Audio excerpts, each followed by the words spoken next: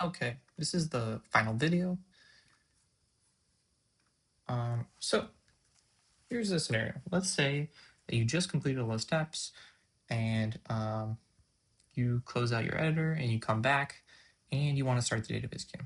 Okay, well, let's just do what we were told. Connection refused. What does that mean? So basically, this just means that your database connection has been refused. There could be a multitude of reasons for this, but the very common one is that the actual Docker container or the database is just not running. So the easy solution for this is just to run the Docker container, which has your database in it, remember. So now, if we run the server again, we get the server started on port 8080. Cool. And let's see if the front end is working. And the front end appears to be working as well. Beautiful. So the question is, what other common pitfalls are there? I'm going to make this do the GET request.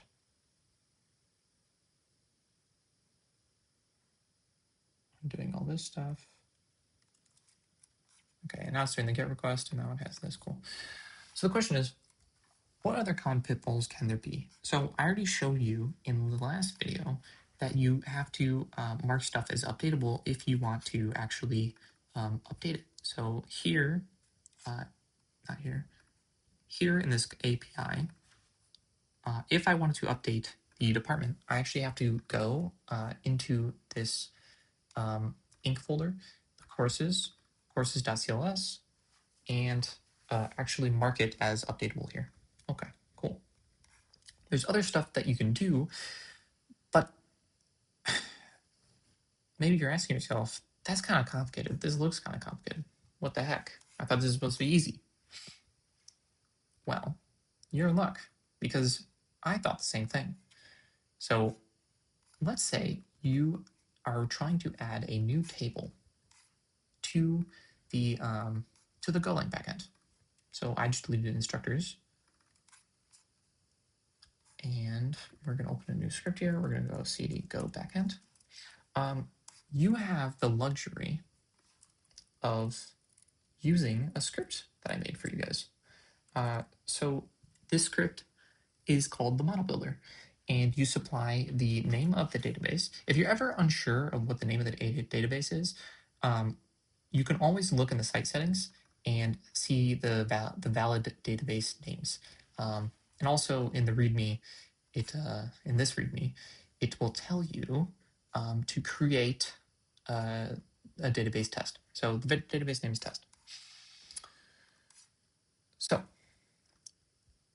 if you use this binary, this Stoic model builder, and you supply the database and the table, it will literally just create that for you.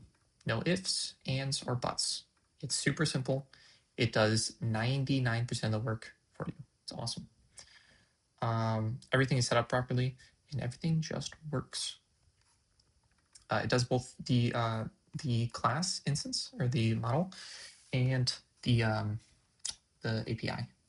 So it just works, and you get CRUD for free. The create, update, delete, and get, or create, read, update, and get.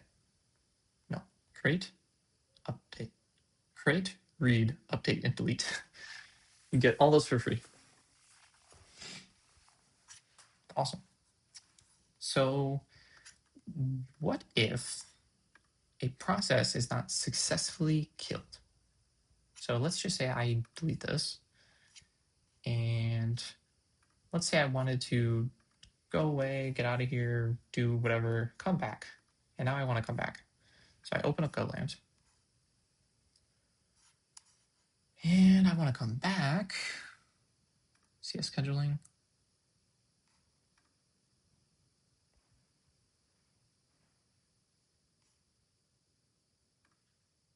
Okay, great. Now let's start the database. Uh-oh. Listen, TCP already in use. Well, that's no good. It should not have said server still. Okay, so how do we fix that? Well, so on Mac or any Unix operating system, you can do this, which will list out the port on, or list out the PID on that port. And then you can call kill L9 and the PID. On Windows is a little bit different, but you can search up how to list list processes on a port and how to kill them on Windows. So you can do that, and you can list it again to make sure it's not there. And then if you run the server again, it just works. Awesome. Let's see if the front end has that issue. The front end might not have that issue. Maybe they do more successfully. Okay, yeah, cool.